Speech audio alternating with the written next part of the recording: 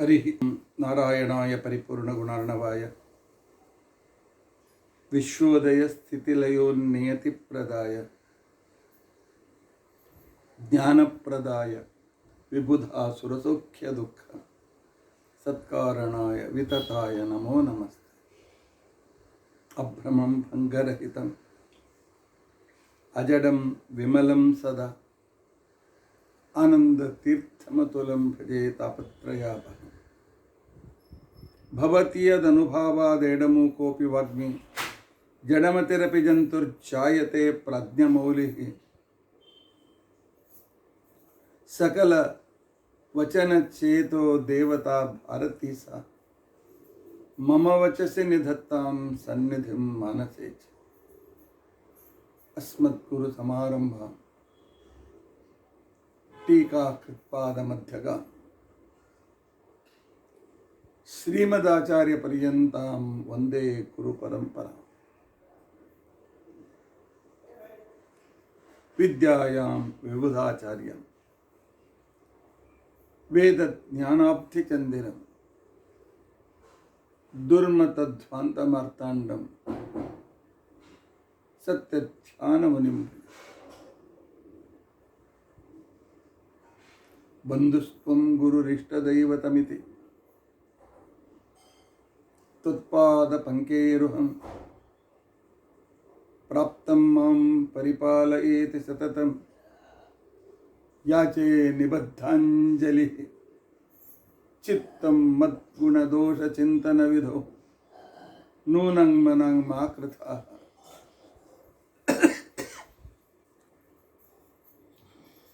ಶ್ರೀ ಸತ್ಯಾತ್ಮಗುರೋ ತ್ವದಂಘ್ರಿಯುಗಲಂ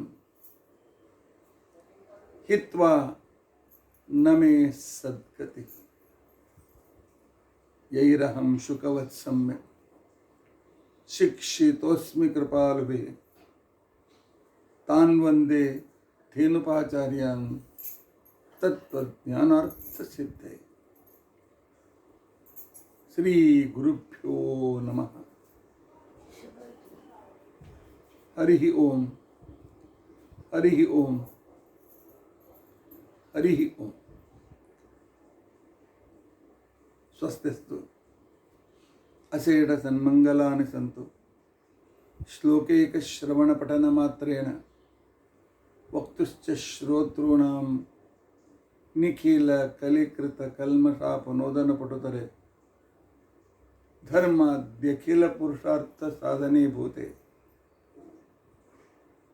ಅದ್ಯ ಸತ್ಯಸಂಧಕೃತ ವಿಷ್ಣುಸ್ತುತಿ ವಿವರಣಾರಂಭೆ ಸತಿ ಕಿಂಚಿತ್ ಪೂರ್ವಕಥಾನುವಾದ. ಹರಿ ಓಂ ಹರಿ ಓಂ ಹರಿ ಓಂ.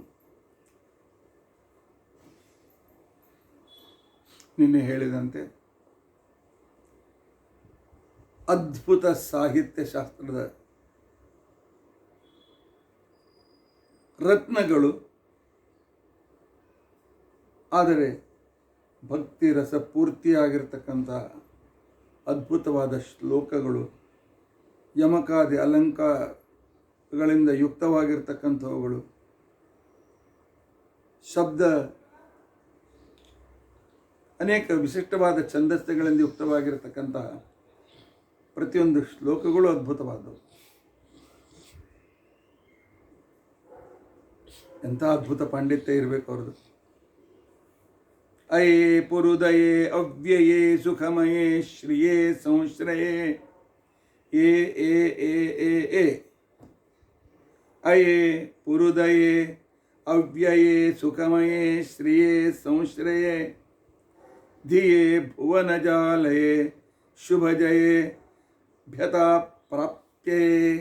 ಪ್ರಾಪ್ಯತೆ ವಯೇ ಅರಣಮನಾಮಯೇ ರಚಿತ ಭಕ್ತಿ ಲೋಕಾಭಯೇ ಮಯೇಪ್ಸಿತಮದಶ್ಯಯೇ ತವನ ಕಿಂ ಮುರಾರಿ ಪ್ರಿಯೇ.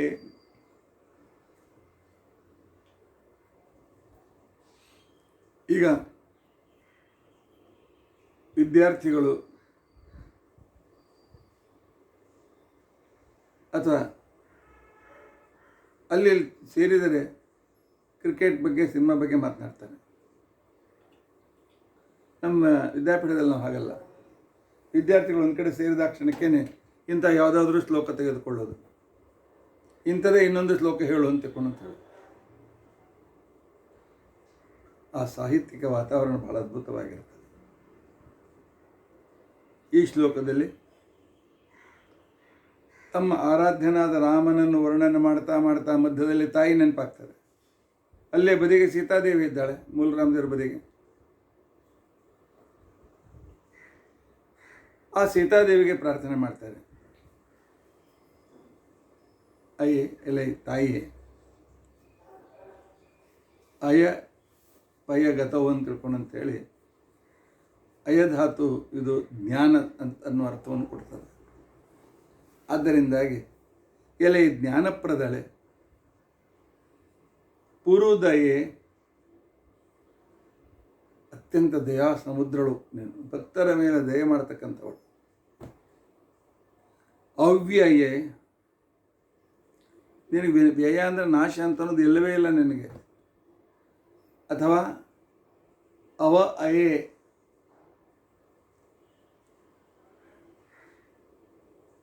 ಅವ ಅವಿ ಅಂದರೆ ಸೂರ್ಯ, ಅವಿನ ಅಯೇ ಅಯತಿ, ಸೂರ್ಯನಿಂದ ವೆಂಕಟಾಚಲಕ್ಕೆ ಬರ್ತಾಳೆ. ಸೂರ್ಯನಿಂದ ವೆಂಕಟಾಚಲಕ್ಕೆ ಬರ್ತಾಳೆ ಈ ಲಕ್ಷ್ಮೀದೇವಿ. ಹೌದು, ಪರಮಾತ್ಮನಿಗೂ ಭೂವೈಕುಂಠಕ್ಕೆ ಬರಬೇಕಾಗಿತ್ತು. ಯಾಕೆ? ರಾಮಾವತಾರದಲ್ಲಿ ಸೀತೆಗೆ ಮಾತು ಕೊಟ್ಟಿದ್ದ.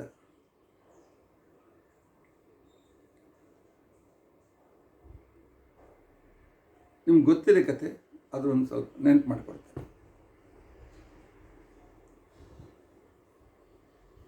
ರಾವಣನ ಲಂಕೆಯಲ್ಲಿ ಅಶೋಕವನದ ಕೆಳಗೆ ಕುಳಿತ ಹೆಣ್ಣು ಮಗಳು ಯಾರನ್ನು ರಾವಣ ಅಪಾರ ಮಾಡಿಕೊಂಡು ಬಂದಿದ್ದ, ಅವಳು ಸೀತೆಯೇ ಅಲ್ಲ.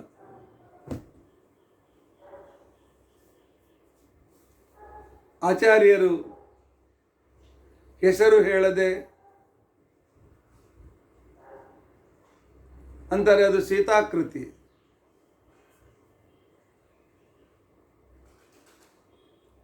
ಸೀತೆ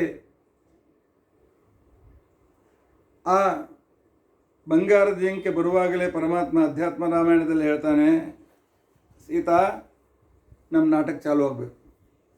ಸೀತಾ ಅಂತಾಳೆ, ಎಂದಿಂದ ಕಾಡಿಗೆ ಬಂದು ನಾಟಕನೇ ನಡೆದಲ್ಲ. ಇಲ್ಲ, ಇನ್ಮೇಲೆ ಸ್ವಲ್ಪ ನಾನು ನಿನ್ನ ದೂರಿದ್ದು ನಾಟಕ ಮಾಡು. ಆಯ್ತು, ನಿಮ್ಮ ಆಜ್ಞೆ. ಇವತ್ತಿನವ್ರಂಗೆ ಜಗಳಾಡಲಿಲ್ಲ ಸೀತಾ. ಏನು ಮಾಡಬೇಕು? ಈ ಬಂಗಾರ ಜಿಂಕೆ ಬರ್ತದೆ. ಈಗ ನಿನಗೆ ಬಂಗಾರ ಕಡಿಮೆ ಇಲ್ಲ, ನೀನೇ ಸ್ವತಃ ಲಕ್ಷ್ಮೀದೇವಿ. ಆ ಬಂಗಾರದಂತೆ ಕಾಣುವ ಜಿಂಕೆಯನ್ನು ನೀನು ತಂದು ಕೊಡು, ಆಗ್ರಹ ಮಾಡು.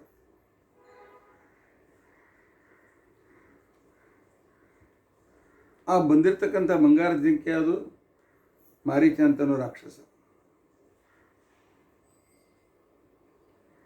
ಅವನನ್ನು ನಾನು ಸ್ವಲ್ಪ ದೂರ ತಗೊಂಡು ಕರ್ಕೊಂಡು ದೂರ ಆಗಿಂದ ಅಲ್ಲೇ ಬಾಣ ಕೊಟ್ಟು ನಾನು ಹೊಡಿಬೋದು. ಅದು ಸ್ವಲ್ಪ ಮುಂದಿನ ನಾಟಕ ನಡಿಬೇಕಲ್ಲ. ನಮ್ಮ ನಾಟಕದೊಳಗೆ ಆ ನಾಟಕ ಲಕ್ಷ್ಮಣನಿಗೆ ಗೊತ್ತೇ ಆಗಬಾರ್ದು. ಅದಕ್ಕೆ ನಾನು ಸ್ವಲ್ಪ ದೂರ ಅದನ್ನು ಓಡ್ಲಿಕ್ಕೆ ಬಿಡ್ತೀನಿ, ಆಮೇಲೆ ಅದನ್ನು ಹೊಡಿತೀನಿ. ಅವ್ರ ಪ್ಲ್ಯಾನ್ ಏನದ ಅಂತಂದ್ರೆ, ರಾಮ ನಿನಗೆ ಹೊಡೆದ್ರೆ ಹಾ ಸೀತೆ ಹಾ ಲಕ್ಷ್ಮಣ ಅಂತ ಒದರು ಅಂತೇಳಿ ರಾವಣ ಅವಂಗೆ ಹೇಳಿಟ್ಟಾನ. ಆ ಮಾರೀಚ ಅಂತಂದು ರಾಕ್ಷಸಗ ಅವ ಒದರ್ತಾನೆ, ಹಾ ಸೀತೆ ಹಾ ಲಕ್ಷ್ಮಣ ಅಂತ ತಿಳ್ಕೊಂಡಂತ.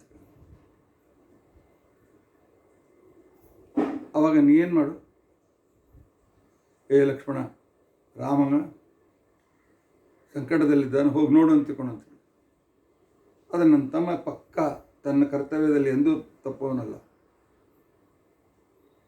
ಅವನು ಹೇಳ್ತಾನೆ, ಅಣ್ಣ ಇಲ್ಲದೆ ಇದ್ದಾಗ ನಿನ್ನನ್ನು ಸಂರಕ್ಷಣೆ ಮಾಡುವುದು ನನ್ನ ಪರಮ ಕರ್ತವ್ಯ. ಈ ಸ್ಥಳ ಬಿಟ್ಟು ಹೋಗಲ್ಲ, ನನ್ನ ಅಣ್ಣನಿಗೆ ಏನು ಆಗಂಗಿಲ್ಲ, ಲಕ್ಷ್ಮಣನಿಗೆ ಗೊತ್ತದೆ. ರಾಮನಿಗೆ ಏನು ಆಗೋದಿಲ್ಲ, ರಾಮ ದೇವರು ಸಮರ್ಥ ಎಲ್ಲವೂ ಗೊತ್ತದ. ಅದನ್ನು ನೀ ಸ್ವಲ್ಪ ಮಗ ಬೈದಂಗೆ ಮಾಡು, ಒಂದು ಮನಸ್ಸಿಗೆ ಹತ್ತುವಂಗೆ ಬೈದಂಗೆ ಮಾಡು. ಆವಾಗ ಅವನು ನಾನು ಇದು ಬರ್ತಾನೆ. ಆಗ ನಿನ್ನ ಜಾಗದೊಳಗೆ ಒಂದು ಮೂರ್ತಿ ತಯಾರು ಮಾಡು, ಒಂದು ಸ್ತ್ರೀ ಶರೀರ ತಯಾರು ಮಾಡು. ಆ ಸ್ತ್ರೀ ಶರೀರದೊಳಗೆ ಇಂದ್ರಕ್ಕೆ ಬಂದು ಕೂಡ ಅಂತ ಹೇಳು.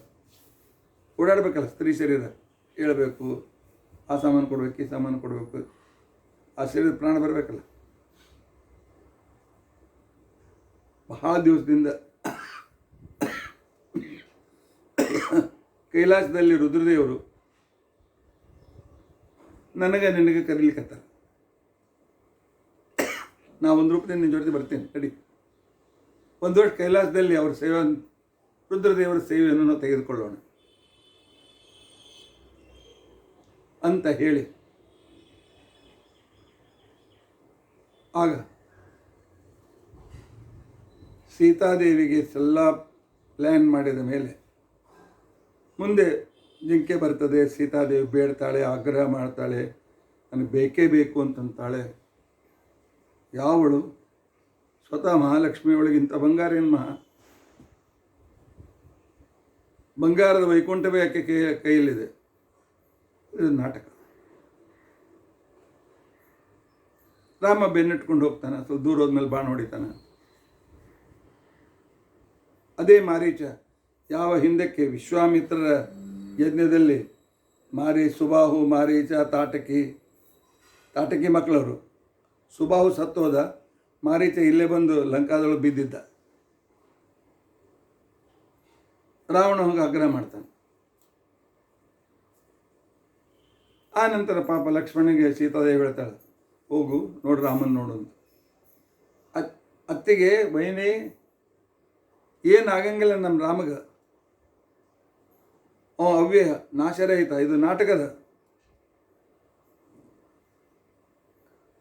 ಸೀತಾದೇವಿ ಸುಳ್ಳು ಸಿಟ್ಟು ತಗೊಂಡು ಹೇಳ್ತಾಳೆ, ಹೋಗ್ತೀಯಲ್ಲೋ? ಹಾಂ, ನನಗೆ ಗೊತ್ತಾಯ್ತು, ನೀ ಯಾಕೆ ನಿನ್ನ ಹೆಂಡತಿನ ಬಿಟ್ಟು ಬಂದಿ ಅಂತ ತಿಳ್ಕೊಂಡಂತಾಳೆ. ಅದು ಎಷ್ಟು ಕಠೋರ ಮಾತನಾಡ್ತಾಳೆ. ಯಾಕಂದ್ರೆ ಅಲ್ಲಿ ಹೊರತು ಹೋಗಂಗಿಲ್ಲ ಮಾರಾಯ ಲಕ್ಷ್ಮಣ. ರಾಮ್ಗೆ ಏನಾದರೂ ಆದ್ರೆ ನಾ ಸೀತಾನ ಪಡಿಬಹುದು ಅಂತ ತಿಳ್ಕೊಂಡಂತ ಹೇಳಿ, ನೀ ಅದಕ್ಕೋಸ್ಕರ ಬಂದಿ ಅಂತ ಕಾಣಿಸ್ತು ನನಗೆ. ಅದು ನನ್ನ ಕೈಯಾಗ ಸಿಗಂಗಿಲ್ಲ, ಹೋಗು. ಲಕ್ಷ್ಮಣ ಬಹಳ ದುಃಖ ಆಗ್ತದೆ. ಕೇವಲ ರಾಮ ಸೀತೆಯರಿಗೆ ಏನು ಆಗಬಾರ್ದು ಅಂತ ತಿಳ್ಕೊಂಡಂತೇಳಿ ಹಗಲು ರಾತ್ರಿ ನಿದ್ದೆ ಬಿಟ್ಟು ಮಾಡುವವನಿಗೆ ಅತ್ತಿಗೆ ಈ ರೀತಿಯಾದ ಅಪವಾದ ಕೊಟ್ಟಾಗ ಎಷ್ಟು ದುಃಖ ಆಗಿರಬೇಕು. ಲಕ್ಷ್ಮಣ ಹೊರಟೋಗ್ಬಿಡ್ತಾನೆ. ಇದ್ರ ಜೊತೆಗಿರ್ತಕ್ಕಂಥ ಇನ್ನೊಂದು ಕಥೆ ಬಗ್ಗೆನೂ ತಿಳ್ಕೊಳ್ಬೇಕು. ಲಕ್ಷ್ಮಣ ರೇಖೆ ಎಳೆದು ಹೋಗ್ತಾನೆ, ಇದನ್ನು ದಾಟ್ ಬರಬೇಡ ಅಂತ ತಿಳ್ಕೊಂಡು ಅಂತೇಳಿ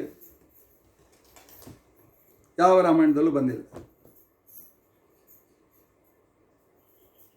100-150 ವರ್ಷದಿಂದ ಈ ಜಾನಪದ ಯಕ್ಷಗಾನ ಅವರು ಮಾಡೋರು ಅವರು ಕಲ್ಪನೆ ಮಾಡಿದ್ದಾರೆ ಹೊರತು ಪಾರ್ತಿ ಸುಬ್ಬಯ್ಯ ಅಂತ ತಿಳ್ಕೊಂಡು ಅಂತ ಹೇಳಿ ದಕ್ಷಿಣ ಕನ್ನಡದಲ್ಲಿ ಒಬ್ಬ ಭಾಳ ಪ್ರಾಚೀನ ಯಕ್ಷಗಾನಕಾರಕ ಆಗಿ ಹೋದ.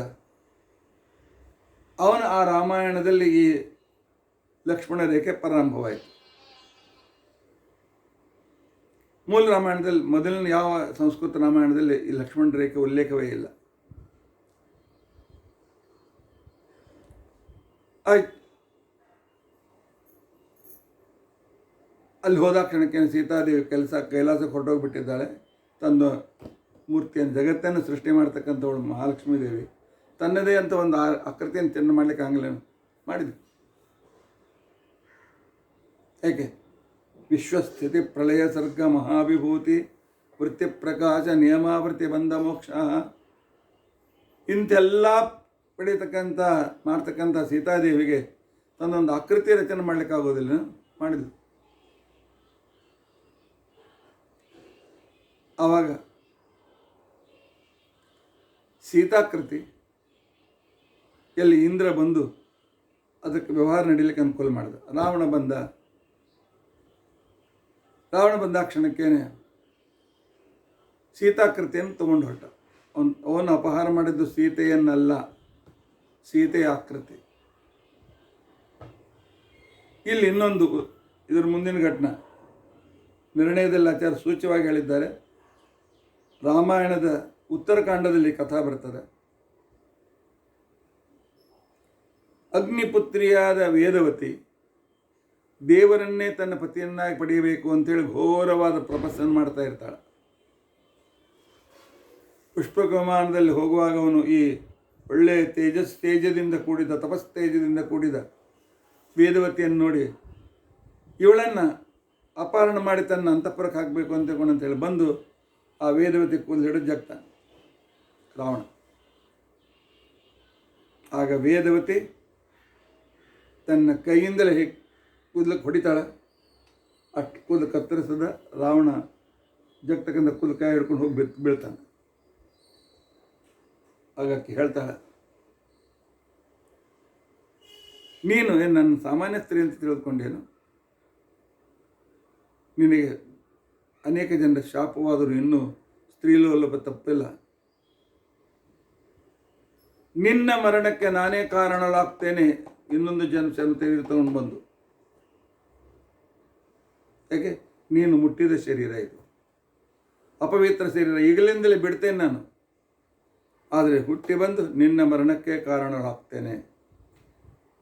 ಆಗ ಬ್ರಹ್ಮಾದಿ ದೇವತೆಗಳು ತಥಾಸ್ತು ಅಂತ ತಿಳ್ಕೊಂಡು ಅಂತೇಳಿ ಇವಳ ಮಾತನ್ನು ಅನುಮೋದನೆ ಮಾಡ್ತಾರೆ. ಆಗ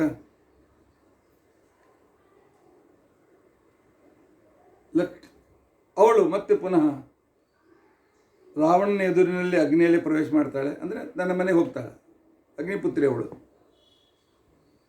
ಅಪ್ಪನಿಗೆ ಹೇಳಿರ್ತಾಳೆ, ಅಪ್ಪ ಒಟ್ಟು ರಾಮನೇ ವಿಷ್ಣು, ಅವನು ಮದುವೆ ಆಗುವಂಗೆ ಏನಾದರೂ ಉಪಾಯ ಮಾಡುವಂತ. ಇನ್ನು ಸೇವಾ ಮಾಡದೆ ದೇವರೇ ಒಲಿಬೇಕಂಗ. ಅದಕ್ಕೋಸ್ಕರ ಅವನು ಸೀತಾಕೃತಿಯನ್ನು ರಾವಣ ತಗೊಂಡು ಹೊರಟಾನ. ಅವನು ಗೊತ್ತಾಯ್ತು ಅಗ್ನಿಗೆ. ಗೊತ್ತಾಗಿ ಮಧ್ಯದಲ್ಲಿ ರಾವಣನ ಭೇಟಿ ಆಗ್ತದೆ. ಏನು ರಾವಣ ತನ್ನ ಅಗ್ನಿ ತಡಲಿಕ್ಕೆ ಹೋಗಬೇಡ, ಈಗನ್ನ ಅಪಹರಣ ಮಾಡ್ಕೊಂಡು ಹೋಗ್ತೇನೆ. ಅಗ್ನಿ ಗೊತ್ತಿಲ್ಲದ್ರು ಕೇಳ್ತಾನೆ, ರಾವಣ ಯಾರನ್ನ ಅಪಹರಣ ಮಾಡ್ಕೊಂಡು ಹೊರಟಿದ್ದಿ? ಆ ರಾಮನ ಹೆಂಡತಿ ಸೀತಾನನ್ನ, ಆ ರಾಮ ನನ್ನ ತಂಗಿ ಮೂಗು ಕತ್ತರಿಸ್ಯಾನ, ಅದಕ್ಕೋಸ್ಕರ ನಾನು ತಗೊಂಡು ಹೊಂಟೇನೆ.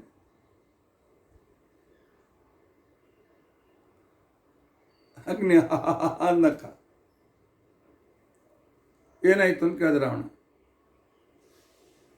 ರಾಮ ತನ್ನ ಹೆಂಡತಿನ ಇಷ್ಟು ಸುಲಭವಾಗಿ ನನ್ನ ಕೈ ಕೊಡ್ತಾನೆ.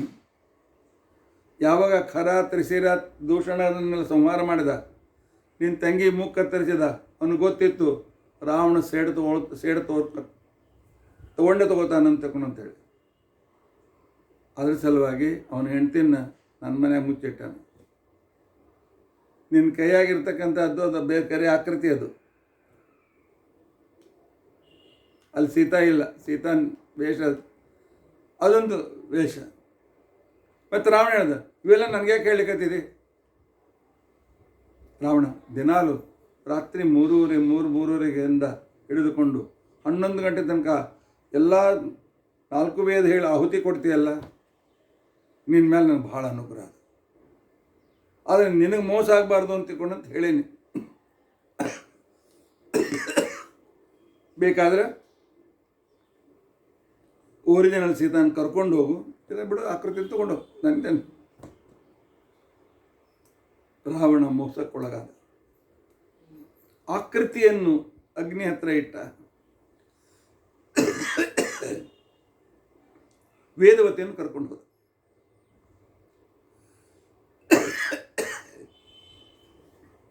ಒಂದು ವರ್ಷ ರಾಮನನ್ನೇ ನೆನೆಸ್ತಾ ತಪಸ್ಸು ಮಾಡಬೇಕು ಅಂತೇಳಿ ವೇದವತಿ ಹೋದ್ಲು. 1 ವರ್ಷ ಅಲ್ಲಿ ಲಂಕೆಯಲ್ಲಿ ಅಶೋಕವನದ ಕೆಳಗಿರ್ತಕ್ಕಂಥವಳು ವೇದವತಿ ಅಗ್ನಿಪುತ್ರಿ.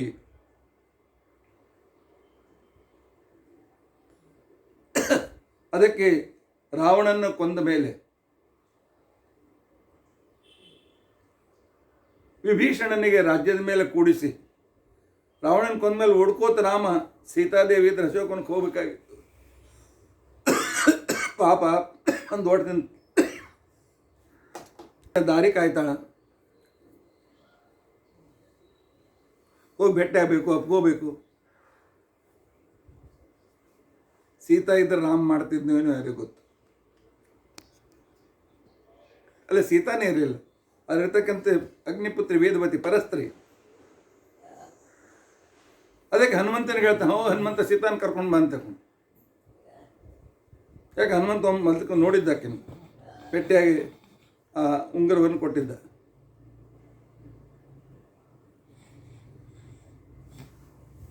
ಆಗ ರಾಮ ಸೀತಾ ಹೇಳ್ತಾನೆ, ನೋಡು, ನೀ ಎಲ್ಲಿ ತನಕ ಲಂಕಾದೊಳಗಿದ್ದಿ, ನಿನ್ನ ಸಂರಕ್ಷಣೆ ಮಾಡೋ ಜವಾಬ್ದಾರಿ ನಮ್ಮ ಮೇಲೆ ಇತ್ತು. ಯಾಕೆ? ರಾಜ್ಯದಲ್ಲಿ ಹೆಣ್ಣು ಮಕ್ಕಳ ಸಂರಕ್ಷಣೆ ಇದು ರಾಜನ ಕರ್ತವ್ಯ. ಅದಕ್ಕೋಸ್ಕರ ನಿನ್ನನ್ನು ಬಿಡಿಸ್ಬೇಕು ಅಂತ ತಿಳ್ಕೊಂಡಂತೇಳಿ ಇಷ್ಟೆಲ್ಲ ವಿಶಾಲವಾದ ಯುದ್ಧವನ್ನು ಮಾಡಿದೆ. ಈಗ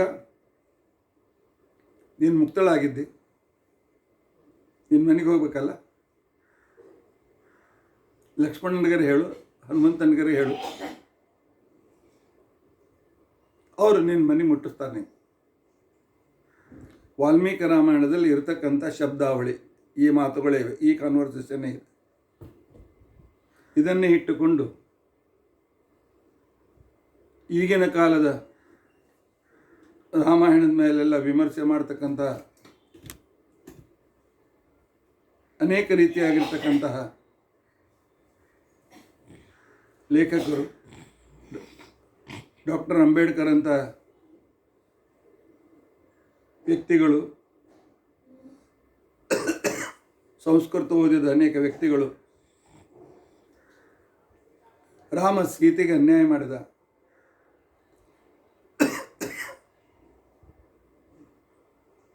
ಅವಳ ಬಗ್ಗೆ ಸಂಶಯ ವ್ಯಕ್ತಪಡಿಸಿದ, ಆ ನಂತರ ಅವನಿಗೆ ಮನೆಗೆ ಹೋಗು ಅಂತ ಹೇಳ್ದ. ಹೆಂಡ್ತಿ ಪಾಪ ಇಷ್ಟು ದಿವಸ ಕಷ್ಟಪಟ್ಟಳು, ಹೋಗಿ ಭೇಟಿಯಾಗಿ ಸಮಾಧಾನ ಮಾಡಿ, ಇಷ್ಟು ಕ್ರೂರ ರಾಮ ಅಂತ ಚಿತ್ರಣ ಮಾಡ್ತಾರೆ ಈಗಿನ ಆಧುನಿಕ ವ್ಯಕ್ತಿಗಳು. ಆದರೆ ನಮ್ಮ ರಾಮ ಕ್ರೂರಿ ಅಲ್ಲ. ನಮ್ಮ ರಾಮ ಒಳ್ಳೆಯ ಅದ್ಭುತವಾಗಿರ್ತಕ್ಕಂಥ ಚರಿತ್ರೆ ಉಳ್ಳವನು, ಪರಸ್ತ್ರೀಯರನ್ನು ಕಣ್ಣೆತ್ತಿ ನೋಡದೇ ಇರತಕ್ಕಂಥ ವ್ಯಕ್ತಿ. ಆಗ ಅವಳೇನು ಮಾಡ್ತಾಳೆ? ಆದರೆ ರಾಮಾಯಣದಲ್ಲಿ ಮೇಲೆ ಸೀತಾ ಸೀತಾ ಅಂತ ಹೆಸರು ಹೇಳ್ಕೋತಾಗಿದ್ದಾರೆ. ಯಾಕೆ? ಕಾವ್ಯದಲ್ಲಿ ರಸಭಂಗ ಆಗಬಾರ್ದು, ಕರುಣಾರಸ ಮಹತ್ವಪೂರ್ಣವಾದದ್ದು. ಅವಳು ಲಕ್ಷ್ಮಣನಿಗೆ ಹೇಳ್ತಾಳೆ, ಅಗ್ನಿ ತಯಾರು ಮಾಡು ಅಂತ ಹೇಳಿ. ಸೀತಾಕೃತಿ ಅರ್ಥಾತ್ ವೇದವತಿ ಅಗ್ನಿಯಲ್ಲಿ ಹೋದದ್ದು ನಿಜ, ಆದರೆ ಸೀತೆ ಅಗ್ನಿ ಪ್ರವೇಶ ಮಾಡಲಿಲ್ಲ. ಸೀತೆಗೆ ಅಗ್ನಿ ಪ್ರವೇಶ ಮಾಡಿ ನಿನ್ನ ಶುದ್ಧಿಯನ್ನು ವ್ಯಕ್ತಪಡಿಸು ಅಂತ ಹೇಳಲಿಲ್ಲ. ಭವಿಷ್ಯೋತ್ತರ ಪುರಾಣದಲ್ಲಿ ಭಾಳ ಸ್ಪಷ್ಟವಾಗಿ ಸಂದರ್ಭ ಬಂದಿದೆ. ಅಗ್ನಿಪುತ್ರಿ ತನ್ನ ಮನೆಗೆ ಹೋಗೋ ಸಲುವಾಗಿ ಲಕ್ಷ್ಮಣನಿಗೆ ಅಗ್ನಿಯನ್ನು ಹೊತ್ತಿಸು ಅಂತ ತಿಳ್ಕೊಂಡಂತ ಹೇಳಿದ. ಅಗ್ನಿ ಪ್ರವೇಶ ಮಾಡಿದವಳು ವೇದವತಿ, ಸೀತೆ ಅಲ್ಲ. ಅಗ್ನಿ ತತ್ವ ಕೇವಲ ಅಗ್ನಿ ಮಾತ್ರ ಅಲ್ಲ, ರುದ್ರದೇವರು ಕೂಡ ಅಗ್ನಿ ತತ್ವ. ಆಗ ಕೈಲಾಸದಲ್ಲಿದ್ದ ಸೀತಾದೇವಿ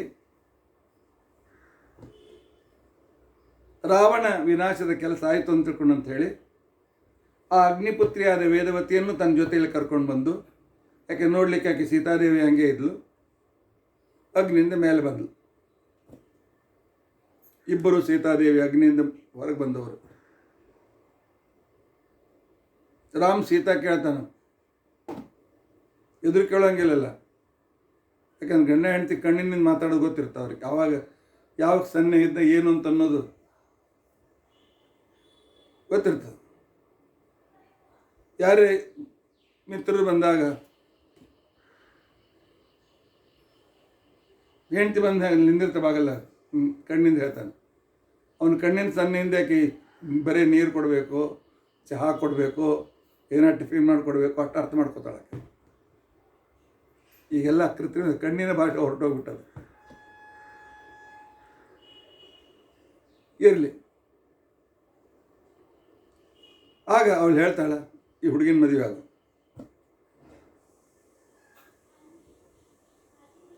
ಅಗ್ನಿಪುತ್ರಿ ನಿನ್ನ ಸಲುವಾಗಿ 1 ವರ್ಷ ಲಂಕಾದೊಳಗೆ ತಪಸ್ ಮಾಡ್ಯಾಳ, ಆದ್ದರಿಂದ ಇವಳಿಗೆ ನಿನ್ನ ಮದುವೆ ಆಗು ಅಂತ ತಿಳ್ಕೊಂಡು ಅಂತ ಹೇಳ. ರಾಮ ಹೇಳ್ದ, ಈಗಂತೂ ಸಾಧ್ಯ ಇಲ್ಲ, ಏಕಪತ್ನಿ ವ್ರತ. ನೀ ಹೇಳಿದ್ದಿ ಮಾಡ್ಕೋತೇನೆ. ಇನ್ನು ಮುಂದಿನ ಅವತಾರ ಕೃಷ್ಣ ಅವತಾರ, 16,108 ಸೀಟು, ಎಲ್ಲ ಬುಕ್ ಫುಲ್, ಎಲ್ಲರೂ ಸೀಟ್ ಬುಕ್ ಆಗ್ಯಾವ.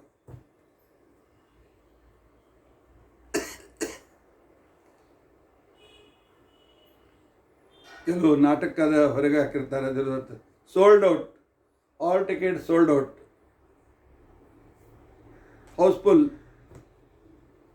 ಮುಂದಿನ ಜನ್ಮದಲ್ಲಿ ನನ್ನ ಮದುವೆ ಸೀಟೆಲ್ಲ ಹೌಸ್ಫುಲ್ ಆಗ್ಯಾವ. ಆದ್ದರಿಂದ ದ್ವಾಪರ ಕಲಿಯುಗದ ಸಂಧಿ ಕಾಲದಲ್ಲಿ ನಾನು ವೆಂಕಟಾಚಲಕ್ಕೆ ಬರ್ತೀನಿ. ಆಗ ಇವಳು ಆಕಾಶರಾಜನ ಮಗಳಾಗಿ ಹುಟ್ಟುತ್ತಾಳ ಪದ್ಮಾವತಿಯಾಗಿ. ಆವಾಗ ನಾನು ಮದುವೆ ಆಗ್ತೇನೆ.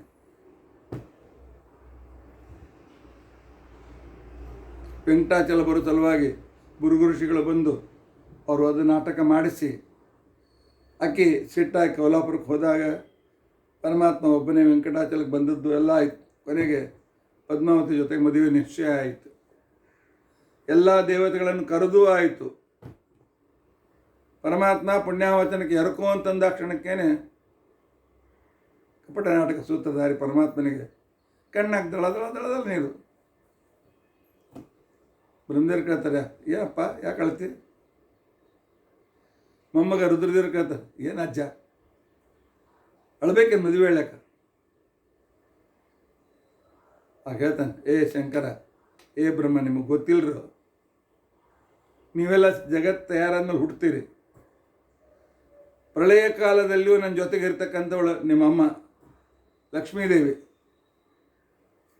ಆಕೆ ಇಲ್ಲದೆ ನಾನು ಮದುವೆ ಮಾಡಿಕೊಳ್ಳಿ.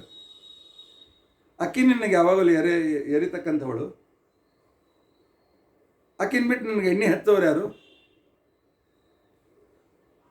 ತಾಯಿಯಾಗಿ ಬಕಲಾವತಿ ಕಡೆ ಅವಳಿಗೆ ಕೃಷ್ಣನ ಮುಟ್ಟಿ ಎಣ್ಣೆ ಹಚ್ಚು ಯೋಗ್ಯತೆ ಇಲ್ಲ ಅವಳಿಗೆ. ಆವಾಗ ರುದ್ರದೇವರು ಹೇಳ್ತಾನೆ, ಅಜ್ಜ ಕರೆಸು, ಲಕ್ಷ್ಮೀ ಬೇಕಲ್ಲನು ಕರೆಸು. ಬ್ರಹ್ಮದೇವ್ರು ಹೇಳ್ತಾರೆ, ಇಷ್ಟ್ಯಾಕೆ ಈ ನಾಟಕ, ಕರೆಸು. ಆ ಪರಮಾತ್ಮ ಹೇಳ್ತಾನೆ, ಅವರಲ್ಲಿ ಕಾನ್ವರ್ಸೇಷನ್ನು ಭಾಳ ಚೆನ್ನಾಗಿತ್ತು. ಅಲ್ಲ, ಯಾವ ಹೆಂಡತಿ ಸಿಟ್ಟಾಗಿ ಗಂಡನ ಬಿಟ್ಟು ಹೋಗ್ಯಾಳ, ಆಕೆಗೆ ನಾನು ಇನ್ನೊಂದು ಮದುವೆ ಮಾಡ್ಕೋತೀನಿ, ಬಾ ಮದುವೆಗೆ ಅಂತ ಆಮಂತ್ರಣ ಕೊಟ್ಟು ಬರ್ತಾಳೆ. ಏನಿದು ಹಾಗಾದ್ರೆ ಏನು ಮಾಡ್ತಿ? ಆಕೆಗೆ ಭಾಳ ಬೇಕಾದವನು ಸೂರ್ಯ. ಸೂರ್ಯನ ಕಳಿಸ್ತಿ. ಸೂರ್ಯಕ್ಕೆ ಲಕ್ಷ್ಮಿಗೆ ಭಾಳ ಬೇಕಾದವ. ಉದ್ಯೋಗಿನಂ ಪುರುಷಮುಪೈತಿ ಲಕ್ಷ್ಮೀ. ಲಕ್ಷ್ಮೀದೇವಿ ಯಾವಾಗಲೂ ಪ್ರಯತ್ನಶೀಲನಾದ ವ್ಯಕ್ತಿಯ ಮೇಲೆ ಒಲಿತಾಳೆ. ಬರೇ ಕೂತು ನನಗೆ ಹಣ ಸಿಗಲಿ ಅಂತ ಬರೀ ಶ್ರೀ ಸೂಕ್ತ 24 ತಾಸು ಪಾರಾಯಣ ಮಾಡಿದ್ರು ಕೊಡೋದಿಲ್ಲ ಲಕ್ಷ್ಮೀ. ಪಾರಾಯಣ ಮಾಡು, ಆದರೆ ಎಲ್ಲಿ ದುಡಿ, ಶ್ರಮ ಪಡು. ಪ್ರಯತ್ನ ಪಟ್ಟವರ ಮೇಲೆ ಲಕ್ಷ್ಮೀನಾರಾಯಣನ ಅನುಗ್ರಹ. ಅದಕ್ಕೋಸ್ಕರವೇ ಮಹಾಭಾರತ ಆತ್ಮೀರ್ಣಯದಲ್ಲಿ ಭಾಳ ಸ್ಪಷ್ಟವಾಗಿ ಹೇಳ್ತಾರೆ. ಭೀಮಸೇನ್ ದೇವರು ಹೇಳ್ತಾರೆ ಅಣ್ಣನಿಗೆ, ಮಹಾಪ್ರಯತ್ನ ವರ್ಜಿತಾ ಹರೇರ ಅನುಗ್ರಹೋಚಿತಾ. ಮಹಾಪ್ರಯತ್ನವನ್ನು ಮಾಡದೇ ಇರತಕ್ಕಂಥವರಿಗೆ ಪರಮಾತ್ಮ ಅನುಗ್ರಹ ಆಗೋದಿಲ್ಲ.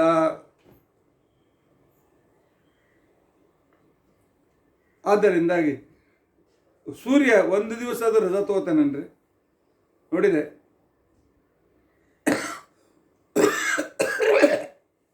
ಗೋರ್ಮೆಂಟ್ನವರು ಹೇಳ್ತಾರೆ ರಿಪೇರಿ ಅದ, ನಾಳಿಂದ 3 ದಿವಸ ಲೈಟ್ ಇರೋಂಗಿಲ್ಲ, ರಾತ್ರಿ ಅಷ್ಟೇ ಬರ್ತದೆ. ಹಿಂಗೆಂದ್ರೆ ಸೂರ್ಯ ನಂಗೆ ಭಾಳ ದಣ ಆಗ್ಯದಂದ್ರೆ 2 ದಿವಸ ಬರೋಂಗಿಲ್ಲ ಎಂದರೆ ಹೇಳಿ ಕಳ್ಸಾನೆ.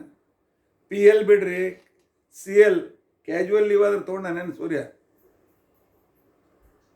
ಇಲ್ಲ. ಇವೆಲ್ಲ ದೇವತೆಗಳ ಪರಮಾತ್ಮನ ನಾಟಕಗಳು. ಎಷ್ಟು ಆನಂದ ತರ್ತದೆ. ಇಂಥ ಕತೆ ಕೇಳಲಿಕ್ಕೆ ಇವ್ರಿಗೆ ಯಾರಿಗೂ ಈಗಿನ ಕಾಲಕ್ಕೆ ಇಂಟ್ರೆಸ್ಟ್ ಇಲ್ಲ. ಇರಲಿ, ಅದಕ್ಕೆ ಸೂರ್ಯನ ಸೂರ್ಯ ಹೋಗಿ ಆ ಲಕ್ಷ್ಮೀದೇವಿನ ಕರ್ಕೊಂಬ. ಯಾಕೆ ಒಂದಷ್ಟಿಂದ ಲಕ್ಷ್ಮೀದೇವಿ ಸೂರ್ಯನಿಗೂ ತಾಯಿನೇ. ಯಾಕೆ ಪರಮಾತ್ಮನ ಕಣ್ಣಿನಿಂದ ಸೂರ್ಯ ಹುಟ್ಟಾನ. ಹೋಗಿ ನಿಮ್ಮ ಅವ್ವನ ಕರ್ಕೊಂಬ. ಸೂರ್ಯ ಹೇಳ್ದ, ಅಪ್ಪ ಈ ಕೆಲಸಕ್ಕೆ ನಂಗೆ ಹತ್ತಬೇಡ. ಆ ಸೂರ್ಯ ಮುಂದೆ ಕಶ್ಯಪರಿಂದ ಇನ್ನೂ ಮುಟ್ತಾನ ಮಾತು ಬೇರೆ. ನಿಮ್ಮಿಬ್ಬರು ಜಗಳದೊಳಗೆ ಅಲ್ಲಿ ಹೋಗಿ ನಮ್ಮ ಅಪ್ಪನ ಮದುವೆ ಅದ ಬಾ ಅಂತಂದ 2 ಕಪ್ ಕೆನ್ನೆ ಕೊಡ್ತಾಳಕ್ಕೆ. ಇಲ್ಲೋ ಹೋಗಿ ಡೈರೆಕ್ಟ್ ಕೇಳಬೇಡ, ನಾ ಹೇಳ್ದಂಗೆ ಮಾಡು. ಅಲ್ಲಿ ಹೋಗಿ ಆ ಕೊಲ್ಲಾಪುರಕ್ಕೆ ಹೋಗು, ಗುಡಿ ಹೊರಗೆ ನಿಂತು ಗಳಗಳಗಳು ಒಳ ತನಕ ಧ್ವನಿ ಕೇಳಿಸ್ಬೇಕು. ಕಣ್ಣೀರು ಥರದ ಕಣ್ಣೀರು ಸುರಿಬೇಕು. ನಿನ್ನ ಮೇಲೆ ಭಾಳ ಪ್ರೀತಿ. ಕೇಳ್ತಾಳೆ, ಏನಾಯಿತು, ಯಾಕೆ ಕಣ್ಣೀರು ಸುರಿಸ್ತೀವೋ ಅಂತ ಕೇಳ್ತಾಳೆ. ಆಗ ನೀ ಹೇಳು, ನಿನ್ನ ಗಂಡ ವೆಂಕಟೇಶ ಶ್ರೀನಿವಾಸ ಅತ್ಯವಸ್ಥನಾಗ್ಯಾನ, ವೈದ್ಯರು ಹೇಳ್ಯಾರ ಈಗೋ ಆಗೋ ಅಂತ ತಿಳ್ಕೊಂಡು ಅಂತ ಹೇಳಿ, ನಿಮಗೆ ಬೇಗನೆ ಬಂದರೆ ನನ್ನ ಮುಖ ಸಿಗ್ತದೆ, ಇಲ್ಲ ಅದನ್ನು ಸಿಗಂಗಿಲ್ಲ ಅಂತಕೊಂಡು ಸೂರ್ಯ ಹೇಳಿದ, ಪರಮಾತ್ಮ ಯಾಕೆ ನಾನು ಹೊಡೆಸ್ಬೇಕು ಅಂತ ಡಿಸೈಡ್ ಮಾಡಿ ಏನು? ನಾನು ನಮ್ಮನೆಗೆ ನೀನು ನಿತ್ಯ ಅವ್ಯಯ, ನಿನಗೆ ಯಾವ ರೋಗ ಇಲ್ಲ, ಎಲ್ಲ ಗೊತ್ತದ ಆಕೆಗೆ. ಸೂರ್ಯ ನಮ್ಮಿಬ್ಬರ ಮಧ್ಯದಲ್ಲಿ ಇರ್ತಕ್ಕಂಥ ಇದೊಂದು ನಾಟಕ, ನನ್ನ ಮಾಯಾ. ಆ ಮಾಯಾ ನಾಟಕದಂತೆ ಆಕೆ ನಾನು ನಾಟಕ ಮಾಡ್ತಾಳೆ, ಬರ್ತಾಳು. ಸೂರ್ಯನ ಕೊಲ್ಲಾಪುರ ಕಳಿಸಿದ, ಹೇಳಿದಂತೆ ಆಯಿತು. ಲಕ್ಷ್ಮೀದೇವಿ ಎಲ್ಲ ಗೊತ್ತಿದ್ರು, ಏನು ಗೊತ್ತು, ಓ ಬರ್ತೀನಿ ನಡಿ, ಸದ್ಯಕ್ಕೆ ನಡಿ, ಮುಖ ನೋಡ್ಬೇಕಲ್ಲ ಅಂತ ಬರ್ತಾ. ಇಷ್ಟೆಲ್ಲ ಕತೆ ಹೇಳಬೇಕಾಗಿದ್ದರೆ ಅವ್ಯಯೇ ಇಷ್ಟು ಶಬ್ದದಲ್ಲಿ ಸತ್ಯಸಂಧರು ಕೊಡಿಸಿದ್ರು ಈ ಕಥೆಯನ್ನು. ಯಾಕೆ ಅಂತ ತಿಳ್ಕೊಂಡಂತಂದರೆ, ಆ ಅವಿ ಅಂದರೆ ಸೂರ್ಯ, ಸೂರ್ಯನಿಂದ ಅವಿಂ ಪ್ರತಿ, ಅವಿಂ ಅಂದರೆ ವೆಂಕಟ ಪರ್ವತವನ್ನು ಕುರಿತು, ಆಯತಿ ಅಯತಿ ಹೋಗುತ್ತಾಳೆ, ಸೂರ್ಯನ ಜೊತೆ ಹೋಗುತ್ತಾಳೆ. ಆದ್ದರಿಂದಾಗಿ ಲಕ್ಷ್ಮಿಗೆ ಅವ್ಯಯೇ ಅಂತ ತಿಳ್ಕೊಂಡಂತ ಹೇಳಿ. ಒಂದು ಅವ್ಯಯೇ ಹಿಂದೆ ಎಷ್ಟು ಇತಿಹಾಸ ಅಂದರೆ, ಈ ಸ್ತೋತ್ರಕರ್ತೃಗಳು ಎಷ್ಟು ವಿಚಾರ ಮಾಡಿ ಶಬ್ದ ಇಟ್ಟಿರ್ತಾರೆ ಅಂತ ತಿಳ್ಕೊಂಡಂತ ಅನ್ನೋದನ್ನು ಇಟ್ಕೊಳ್ಳಿ. ಹಾಗೆ ಪ್ರತಿಯೊಂದು ಶಬ್ದಕ್ಕೂ ಆ ವಿಶಾಲವಾದಂಥ ಘಟನೆಗಳನ್ನು ಹೇಳಿದರೆ 1 ವರ್ಷ ಆದರೂ ಈ ವಿಷ್ಣು ಸ್ತುತಿ ಮುಗಿಯಂಗಿಲ್ಲ. ಅಷ್ಟು ಲೇಟ್ ಮಾಡೋಂಗಿಲ್ಲ, ಚಿಂತೆ ಮಾಡಬೇಡ.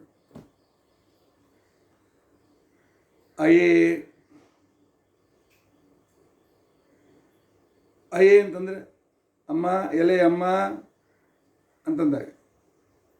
ಆದರೆ ಅಯ ಅಂತ ತಿಳ್ಕೊಂಡಂತಂದ್ರೆ ಜ್ಞಾನಪೂರ್ಣಳೆ, ಪುರುದಯೇ, ದಯಾಸಾಗರಳೆ, ಅವ್ಯಯೇ. ಸೂರ್ಯನ ಜೊತೆಗೆ ವೆಂಕಟಾಚಲಕ್ಕೆ ಬಂದಿರುವವಳೆ, ನಾಶರಹಿತಳೆ. ಅರ್ಥ ಗೊತ್ತಾದರೆ ಆ ಶ್ಲೋಕ ಹೇಳುವಾಗ ಎಂದ ಆನಂದ ಆಗ್ತದೆ. ಸುಖಮಯೇ, ಎಲೆ ಸುಖಪೂರ್ಣಳೆ. ಯಾಕೆ? ಈಶಕೋಟೆಯಲ್ಲಿರ್ತಕ್ಕಂಥವಳು ಜ್ಞಾನಾನಂದ ಸ್ವರೂಪಳವಳು. ಶ್ರೀಯೇ, ಶ್ರೀ ಸಂಪೂರ್ಣ ಕಾಂತಿ, ಸಂಪತ್ತು ಇತ್ಯಾದಿಗಳಿಂದ ಯುಕ್ತಳಾಗಿರತಕ್ಕಂಥವಳೆ.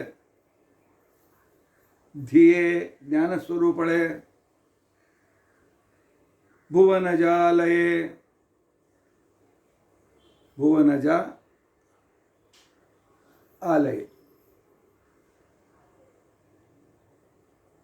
ಭುವನ ಭವನ ಅಂತಕೊಂಡಂತಂದರೆ ಹಿಮಾಲಯ ಪರ್ವತ. ಅವಳ ಹಿಮಾಲಯ ಪರ್ವತನ ಮಗಳು ಪಾರ್ವತಿ ದೇವಿ. ಆ ಭುವನಜ ಆಲಯ ಎ ಅಂದರೆ ಕೈಲಾಸ ಪರ್ವತಕ್ಕೆ ಪಾರ್ವತಿ ಹತ್ತಿರ ಹೋಗಿ ಇರ್ತಕ್ಕಂಥವಳೆ 1 ವರ್ಷ ತನಕ. ಆಗಲೇ ಕಥೆ ಹೇಳಿದಲ್ಲ, ಕೈಲಾಸಕ್ಕೆ ಹೋಗಿದ್ಲು ಸೀತಾದೇವಿ ಅಂತ. ಭುವನಜಾಲಯೇ ಶುಭಜಯೇ ಅತ್ಯಂತ ಶುಭಪ್ರದಳು, ದಯಾಪೂರ್ಣಳು ಆಗಿರ್ತಕ್ಕಂತಹ ಎಲೆ ಮಹಾಲಕ್ಷ್ಮೀ ದೇವಿ.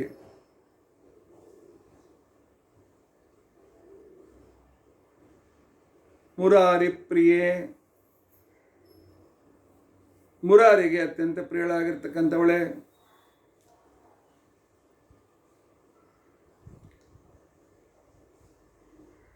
ಮೊನ್ನೆ ನನ್ನ ಮಗಳು ಕೇಳಿದ್ಲು, ನನ್ನ ಪ್ರವಚನ ತಪ್ಪದೇ ಕೇಳ್ತಾಳೆ, ದಿನಾಲು ಅದ್ರ ಬಗ್ಗೆ ಚರ್ಚೆ ಮಾಡ್ತಾಳೆ. ಹೇಳಿದ್ಲು, ಈ ವಿಷ್ಣುತಿ ಪ್ರಾರಂಭ ಆದದ್ದೇ ಮುರಾರಾತೆ ವಿಷ್ಣು ಭವಸುಮಾರಾಧ್ಯ ಚರಣ ಶ್ಲೋಕ ಪ್ರಾರಂಭವಾಗ್ತದೆ ಗ್ರಂಥ. ಈ ಸ್ತುತಿ ಪ್ರಾರಂಭವಾಗುವುದೇ ಮುರಾರಾತೆ ಶಬ್ದದಿಂದ. ಮುರಾರಾತೆ ವಿಷ್ಣು ಹರಮುಖ ಸುರಾರಾಧ್ಯ ಭವತಃ. ಪರಮಾತ್ಮನ ಮಂಗಲಕರ ಸ್ತೋತ್ರ ಅದು. ಒಬ್ಬ ಮುರ ಅಂತನ್ನು ದೈತ್ಯನ ಹೆಸರಿನಿಂದ ಯಾಕೆ ಚಾಲು ಆಗಬೇಕು? ಮುಂದೆ ಮುರ ಆರಾತೆ ವಿಶೇಷಣ ಜೋಡಿಸಿದ ಮೇಲೆ ಮುರನನ್ನು ಕೊಂದಿರತಕ್ಕಂಥ ಶ್ರೀಕೃಷ್ಣ ಅಂತ ಅರ್ಥ ಆಗ್ತದೆ. ಆದರೆ ಆರಂಭದಲ್ಲೇ ಮುರನ ಹೆಸರು ಯಾಕೆ, ಅಸುರನ ಹೆಸರು ಯಾಕೆ? ಇದು ಕೂಡ ಮುರಾರಿ ಪ್ರಿಯೆ, ವಿಷ್ಣು ಪ್ರಿಯ ಅಂತ ಯಾಕೆ ಅನ್ಬಾರ್ದು? ಆ ಮುರನ ಹೆಸರು ಯಾಕೆ ತಿಳ್ಕೊಂಡು ಮುರಾರಿ ಮುರಾರಿ ಮುರಾರಿ. ದೇವರ ಹೆಸರನ್ನು ಕೂಡ ಎಷ್ಟು ಜನ ಇಡ್ತಾರೆ.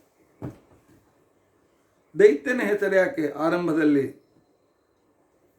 ನನ್ನ ಮಗಳ ಸಮಸ್ಯೆ.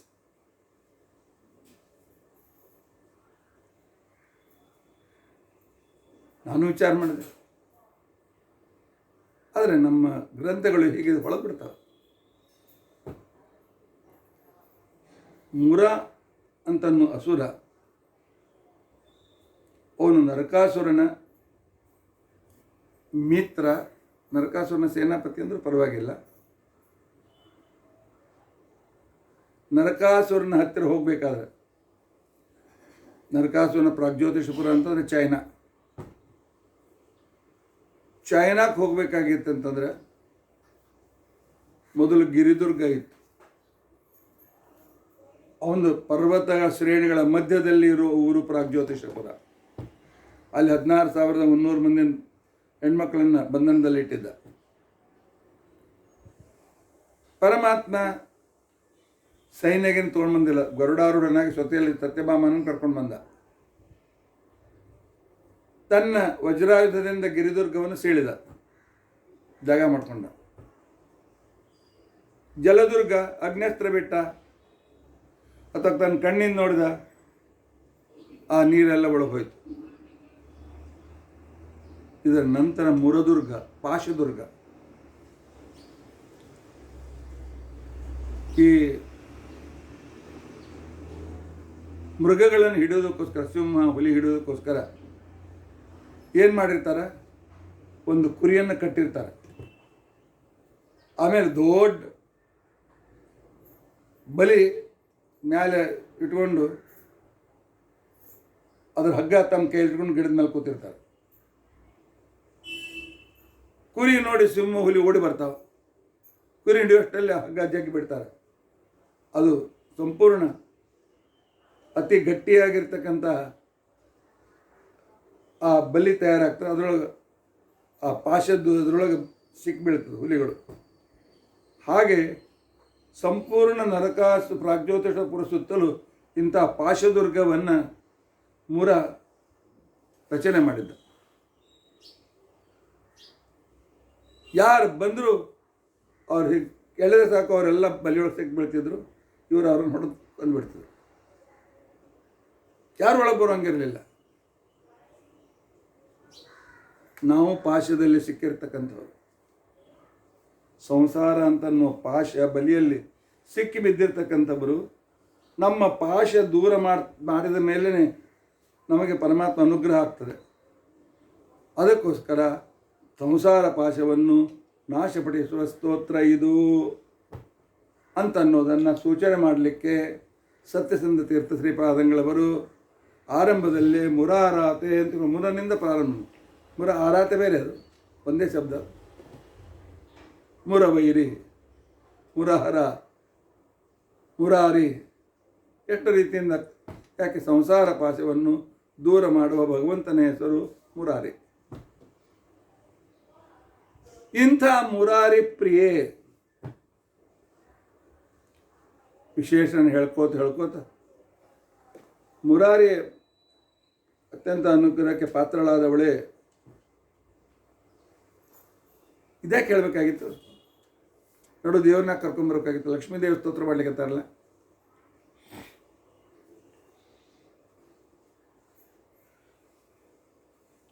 ಇಲ್ಲ. ನಮ್ಮ ಶಾಸ್ತ್ರದಲ್ಲಿ ಒಂದು ನಿಯಮದ, ದೇವರನ್ನು ಬಿಟ್ಟು ಬರೀ ಲಕ್ಷ್ಮೀನ ವರ್ಣನ ಮಾಡಿದರೆ ಕ್ಲೇಶೋಧಿಕತರಸ್ತೇಟಾಂ ಅವ್ಯಕ್ತಾಸಕ್ತಚೇತಸಾಂ ಅಂತ ಭಗವದ್ಗೀತೆಯಲ್ಲಿ ಹೇಳಿದ ಪ್ರಕಾರ ದೇವರನ್ನು ಬಿಟ್ಟು ಕೇವಲ ಲಕ್ಷ್ಮೀ ಸ್ತೋತ್ರ ಮಾಡಿದರೆ ಅವಳು ಸಂಪತ್ತು, ಸುಖ, ಸಮೃದ್ಧಿ ಕೊಡೋ ಬದಲಾಗಿ ಬರೀ ಕಷ್ಟಗಳನ್ನು ಕೊಡ್ತಾಳಕ್ಕೆ. ನನ್ನ ಗಂಡನ ಬಿಟ್ಟು ನನ್ನ ಕರಿತೀರಾ? ನಿಮ್ಮ ಮನೆಗೆ ಬಂದು ಯಾರೋ ಒಬ್ಬರು ಆಮಂತ್ರಣ ಕೊಡಲಿಕ್ಕೆ ಬಂದಿರ್ತಾರೆ, ನನ್ನ ಮಗನ ಮದುವೆ ಅದ ಹಾಗೆ ಅಂತ ಹೇಳಿ. ನೀವು ಹೆಣ್ಮಕ್ಳಿಗೆ ನಿಮ್ಮನ್ನು ಗಂಡು ಕರ್ಕೊಂಬರ್ಬೇಡ, ನೀವು ಒಬ್ಬರೇ ಬರ್ರಿ ಅಂತ ಹೋಗ್ತೀರಾ?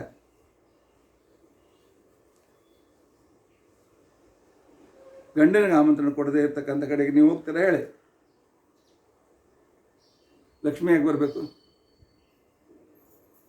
ಆದ್ದರಿಂದಾಗಿ ಅದಕ್ಕೋಸ್ಕರ ಮುರಾರಿ ಪ್ರಿಯೆ ಮಹಾರಾಯಿತಿ, ನೀನು ಮುರಾರಿ ಪರಮಾತ್ಮನ ಪ್ರಿಯಳು. ನಿನ್ನ ಗಂಡನ ಜೊತೆಗೆ ನಿನ್ನ ಜೊತೆ ನಿನ್ನ ಗಂಡನ್ನು ಕರೀಲಿಕ್ಕತ್ತೀನಿ, ಬಾ.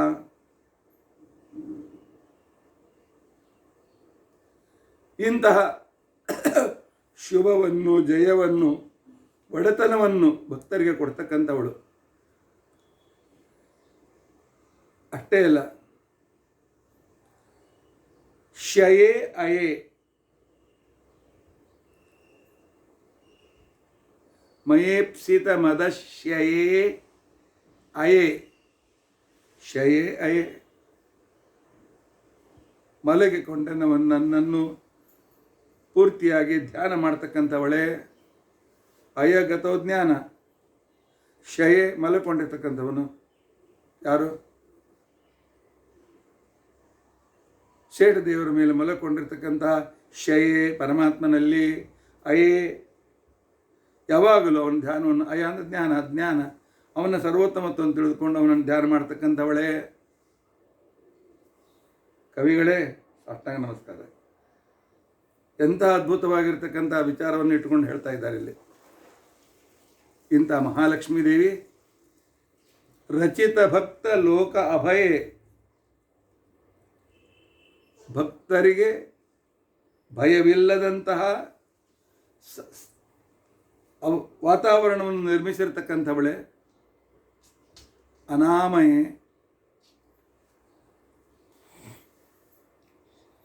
ಆಮಯ ಅಂದರೆ ರೋಗಗಳು, ಅನಾಮಯೇ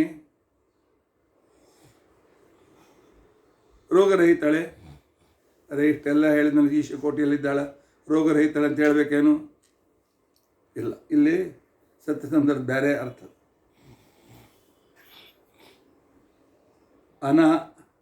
ಅನಸ್ಯ ಅಮಂ ಅನಾಮಂ. ಅನ ಅಂದರೆ ವಾಯುದೇವರು, ಆ ಮುಖ್ಯ ಪ್ರಾಣದೇವರಿಗೆ. ಅಮಂ ಅಂದರೆ ಜ್ಞಾನ. ಅದನ್ನು ಅಯೇ ಕೊಡ್ತಕ್ಕಂಥವಳು. ಅನಸ್ಯ ಅಮಂ ಅಯೇ ಮುಖ್ಯ ಪ್ರಾಣದೇವರಿಗೆ ಪರಿಪೂರ್ಣವಾದಂಥ ಜ್ಞಾನವನ್ನು ಕೊಡ್ತಕ್ಕಂಥವಳು ಅನಾಮಯೇ. ಹರಿಸರ್ವೋತ್ತಮತ್ವ, ವಾಯುಜೀವೋತ್ತಮತ್ವ, ಅದ್ರ ಜೊತೆ ಗಂಡನ ಸ್ತೋತ್ರ ಒಂದಲ್ಲ. ಮುರಾರಿ ಪ್ರಿಯೇ ಶಯೇ ಅಯೇ ಅನಾಮಯೇ ಏ ಅದರಿಂದ ಎಷ್ಟು ಅರ್ಥ ಇಟ್ಕೊಂಡಿದ್ದಾರೆ ಸತ್ಯಸಂತ ತೀರ್ಥರು. ಒಂದೆರಡು ಹೊಳೆದದ್ದು ಹೇಳ್ತೀನಿ ಅಷ್ಟೆ. ಟೀಕಾ ವ್ಯವಹಾರ ಟೀಕಾದಲ್ಲಿರ್ತಕ್ಕಂಥದ್ದು ಹಿರಿಯರು ಬರೆದಿರ್ತಕ್ಕಂಥದ್ದು ನೋಡ್ಕೊಂಡು ಹೇಳಿಕತ್ತೇನೆ. ಮಯೇಪ್ಸಿತ ಮದಶ್ಯಯೇ, ಮದೇಪ್ಸಿತ ನಾನು ಬಯಸ್ತಕ್ಕಂತಹ ಏನೇನು ಅಭಿಲಾಷೆಗಳು ಅಂತೇನಿವೆ, ಮಯೇಪ್ಸಿತಂ ಅದಹ ಕೊಡ್ತಕ್ಕಂಥವಳು. ಶಯೇ ಅಯೇ ವಿಷ್ಣುವಿನಲ್ಲಿ ಶೇಷಶಾಹಿಯಾದ ವಿಷ್ಣುವಿನಲ್ಲಿ ಪ್ರೀತಾಸ್ಪದಳ ಮಹಾಲಕ್ಷ್ಮೀ ದೇವಿ ನಾನು ಬೇಡಿದ್ದನ್ನು ಕೊಡ್ತಕ್ಕಂಥವಳಾಗಿದ್ದಿ. ಆದ್ದರಿಂದಾಗಿ ಸಂಶ್ರಯೇ ನಾನು ನಿನ್ನಲ್ಲಿ ಆಶ್ರಯವನ್ನು ಪಡೆಯುತ್ತೇನೆ.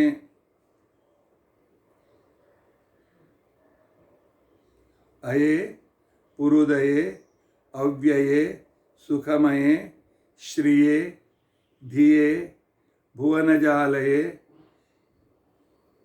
ವಯೇ ಅನಾಮಯೇ ರಚಿತಭಕ್ತಲೋಕಾಭಯೇ ಶಯೇ ಅಯೇ ಮುರಾರಿಪ್ರಿಯೇ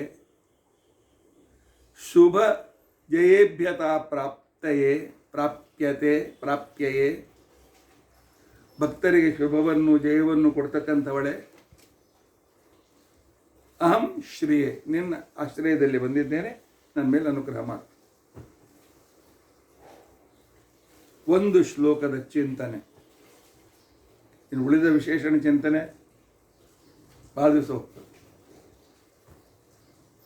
ಎಂಥ ಅದ್ಭುತ ಶ್ಲೋಕ ಇದೆಲ್ಲ. ಲಕ್ಷ್ಮೀದೇವಿ ಸ್ತೋತ್ರನೂ ಇದೆ, ವಾಯುದೇವರ ಸ್ತುತಿಯೂ ಇದೆ, ಪರಮಾತ್ಮನ ಮಹಿಮೆಯೂ ಇದೆ. ಒಂದೆರಡು ಘಟನೆಗಳನ್ನು ಕೂಡ ಸಂಪೂರ್ಣ ವೆಂಕಟಾಚಾರ್ಯ ಮಹಾತ್ಮೆಯ ಘಟನೆಯೂ ಕೂಡ ಇದರಲ್ಲಿ ಬರುವಂತೆ ಮಾಡಿದೆ. ರಾಮಾಯಣದ ಕಥೆಯನ್ನು ಸೇರಿಸಿಕೊಂಡಿದ್ದಾರೆ, ಎರಡೆರಡು ಕಥೆಗಳು ಸೇರಿಸಿ ಈ ಶ್ಲೋಕವನ್ನು ಮಾಡಿದ್ದಾರೆ. ಅಂಥ ಅದ್ಭುತವಾದಂಥ ಅಂಥವರು ನಮ್ಮ ಮಠದಲ್ಲಿ ಗುರುಗಳು ಸತ್ಯಸಂಧ ತೀರ್ಥರು. ಅಯೇ ಪುರುದಯೇ ಅವ್ಯಯೇ ಸುಖಮಯೇ ಶ್ರಿಯೇ ಸಂಶ್ರಯೇ ಧಿಯೇ ಭುವನಜಾಲಯೇ ಶುಭಜಯೇಭ್ಯತಾ ಪ್ರಾಪ್ಯಯೇ ವಯೇ ಅರಣಮನಾಮಯೇ ರಚಿತಭಕ್ತಲೋಕಾಭಯೇ ಮಯೇಪ್ಸಿತಮದಶ್ಯಯೇ ತವ ನ ಕಿಂ ಮುರಾರಿಪ್ರಿಯೇ.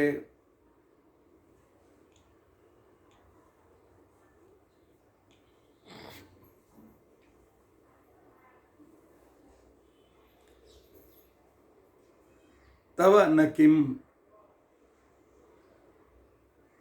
ಏನದು ಎಲ್ಲನ್ನೂ ಎತ್ತೋದಿಲ್ಲಲ್ಲ.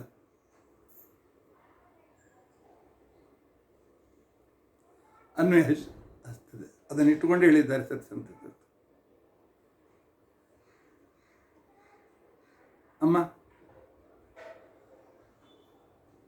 ನಾನು ಭಕ್ತ ಅಲ್ಲ, ನೀನು ಭಕ್ತಿನೂ ಮಾಡಿಲ್ಲ, ನಿಮ್ಮ ಗಂಡನ ಮೇಲೆ ಭಕ್ತಿನೂ ಮಾಡಿಲ್ಲ, ಮತ್ತು ನನ್ನ ಆಶ್ರಯಕ್ಕೆ ಯಾಕೆ ಬಂದು ಅಂತ ತಿಳ್ಕೊಂಡಿರ್ತಕ್ಕಂಥ ಸಂದರ್ಭದಲ್ಲಿ ನನಗೆ ಗೊತ್ತದೆ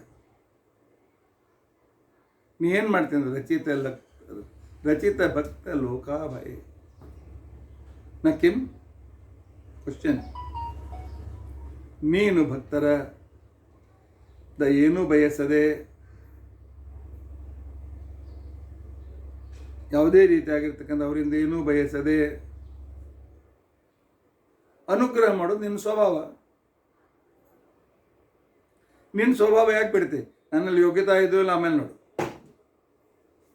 ಒಟ್ಟು ಶ್ರೇಯೇ ನಿನ್ನ ಹತ್ತಿರ ಬಂದೀನಿ.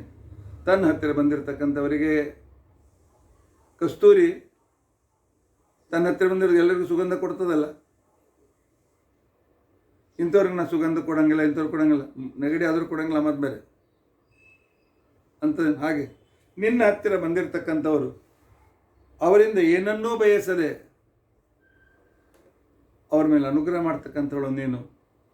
ಆದ್ದರಿಂದ ನಿನ್ನ ಹತ್ರ ಬಂದೇನೆ. ನನ್ನಲ್ಲಿ ಗುಣ ಇಲ್ಲ, ಯೋಗ್ಯತೆ ಇಲ್ಲ, ಇದು ನೈಚ್ಛಾನುಸಂಧಾನ. ನಿಮ್ಮ ಎದುರಿಗೆ ನಾನು ಏನಲ್ಲ ಅಂತ ತಿಳ್ಕೊಂಡಂತ ಅನ್ನೋದು ಭಕ್ತಿಯ ಒಂದು ಕ್ರಮ. ಅಂಥ ಅಭಿಪ್ರಾಯ ಇಟ್ಟುಕೊಂಡು ಈ ಶ್ಲೋಕವನ್ನು ಹೇಳಿದ್ದಾರೆ. ಅಯೇ ಪುರುದಯೇ ಪ್ಯಯೇ ಸುಖಮಯೇ ಶ್ರೇಯೇ ಸಂಶ್ರಯೇ ಧಿಯೇ ಭುವನಜಾಲಯೇ ಶುಭಜಯೇಭ್ಯತಾ ಪ್ರಾಪ್ಯಯೇ ವಯೇ ರಣಮನಾಮಯೇ ರಪಿತ ಭಕ್ತ ಲೋಕಾಭಯೇ ಮಯೇ ಸ್ಥಿತಮದಶ್ಯಯೇ ತವನ ಕಿಂ ಮುರಾರಿ ಪ್ರಿಯೇ ವಿರುದ್ಧಗತಿರೀಶಿತ ಮಹದನುತ್ವಯೋರಾಶ್ರಯ ಕಥಂ ತಿಥಿ ಮಮ ಭವತ್ ಪ್ರತಿದಿನಂ ಮಹಾದ್ವಾಪರಃ ಹಿರಣ್ಯಕಶಿಪೋಸ್ತುತೆ ನರಕನಂದನೆ ಯದ್ದಯಾಂ ವಿಧಾಯ ಋತಧೀಸುತೆ ಮಯಿ ತನೂಷಿ ನೋ ತದ್ಗತಃ. ಇನ್ನ ಹತ್ರ ದೇವ್ರ ಹತ್ರ ಬರ್ತಾನೆ ಸತ್ಸಂಗರು. ಒಮ್ಮ ಅಮ್ಮನ ಹತ್ರ, ಒಮ್ಮ ಅಪ್ಪನ ಹತ್ರ, ಇಬ್ಬರು ಸ್ತೋತ್ರ ಜೊತೆಗೆ ಮಾಡ್ತಾ ಇದ್ದಾರೆ. ಇದನ್ನು ಸ್ತೋತ್ರ ಹೇಳಿದ್ರೆ ದೇವ್ರ ಸ್ತೋತ್ರನ ಆಯಿತು, ಲಕ್ಷ್ಮೀ ಸ್ತೋತ್ರ ಆಯ್ತು, ವಾಯುದೇವ್ರ ಸ್ತೋತ್ರ ಆಯ್ತು, ಎಲ್ಲರೂ ಸಂತುಷ್ಟ ಆಗ್ತಾರೆ. ಪರಮಾತ್ಮ ನಿನ್ನ ಬಗ್ಗೆ ವೇದಗಳನ್ನ ಹೇಳಿದ್ದೆಲ್ಲ ನಮ್ಮ ತಲೆಗೆ ಭಾಳ ತ್ರಾಸ ಕೊಡ್ತಾವೆ. ಯಾಕ? ವೇದ ಹೇಳಿತು ಅಣೋರಣೀಯಾನ್ ಮಹತೋ ಮಹೀಯಾನ್. ನಾರಾಯಣ ಉಪನಿಷತ್ ಹೇಳ್ತಾರೆ ಅಣೋರಣೀಯಾನ್ ಮಹತೋ ಮಹೀಯಾನ್. ಅಣುವಿಗಿಂತ ಅಣು, ಮಹತ್ತನಿಗಿಂತ ಮಹತ್ತು. ಅಣುವಿಗಿಂತ ಅಣುವಾದ ವ್ಯಕ್ತಿ ಮಹತ್ತಿಗಿಂತ ಮತ್ತೆ ಹೆಂಗಾಗ್ತಾನ? ಅಷ್ಟು ದೊಡ್ಡ ವ್ಯಕ್ತಿ ಎಷ್ಟು ಅಣು ಹೆಂಗಾಗ್ತಾನ? ಆಟಮ್ನಲ್ಲಿ ದೇವರು ಇದ್ದಾನೆ, ವಿಶ್ವದಲ್ಲಿ ಅಲ್ಲೂ ವ್ಯಾಪ್ತನಾಗ್ಯಾನ. ಪರಸ್ಪರ ವಿರುದ್ಧ. ಜಗತ್ತಿನಲ್ಲಿ ವ್ಯಾಪ್ತವಾದ ಒಬ್ಬ ವ್ಯಕ್ತಿ ಅಂತ ಅಣುವಿನಲ್ಲಿ ಬಂದು ಕೂತ್ಕೊಳ್ಳಿಕ್ಕಾಗ್ತೇನು? ಇಲ್ಲ. ಒಂದು ಅಣು ಜಗತ್ತಿನಷ್ಟು ವ್ಯಾಪ್ತ ಆಗ್ಲಿಕ್ಕೆ ಸಾಧ್ಯದೇನು? ಅಣುವಿನಲ್ಲಿದ್ದ ಅಣು. ಅಣೋರಣೀಯಾನ್ ಮಹತೋ ಮಹೀಯಾನ್. ರಣೀಯಾನ್ ಮಹತೋ ಮಹೀಯಾನ್. ತಲೆ ಕೆಟ್ಟೋಯ್ತು ಪರಮಾತ್ಮ. ಯಾಕೆ ಇದನ್ನ ಅರ್ಥ ಹೆಂಗೆ ಕೂಡಿಸ್ಬೇಕು ಅಂತ ತಿಳ್ಕೊಂಡಂತೇಳಿ. ಪರಸ್ಪರ ವಿರುದ್ಧ ಸ್ಥಿತಿಯಲ್ಲಿರ್ತಕ್ಕಂಥ ವ್ಯಕ್ತಿ, ಪರಸ್ಪರ ವಿರುದ್ಧ ಗುಣ ಇದ್ದ ವ್ಯಕ್ತಿ ನೀನು. ಇತಿ ಕಥಂ ತ್ವಿತಿ ಮಮ ಅಭವತ್ ಪ್ರತಿದಿನಂ ಮಹಾದ್ವಾಪರಃ. ಶಾಸ್ತ್ರ ಓದುವಾಗ ದಿನಾ ನನ್ನ ತಲೆಯೊಳಗೆ ಭಾಳ ನನ್ನ ದೊಡ್ಡ ತಲೆಶೂಲಿ ಆಗಿತ್ತು ನನಗೆ. ದ್ವಾಪರ ಅಂತ ತಿಳ್ಕೊಂಡು ಸಂದೇಹ ಅಂತ ಅರ್ಥ, ಸಂಶಯ ಪ್ರವೃತ್ತಿ. ಇದು ದ್ವಾಪರ ಯುಗದ ವಿಶಿಷ್ಟತೆ.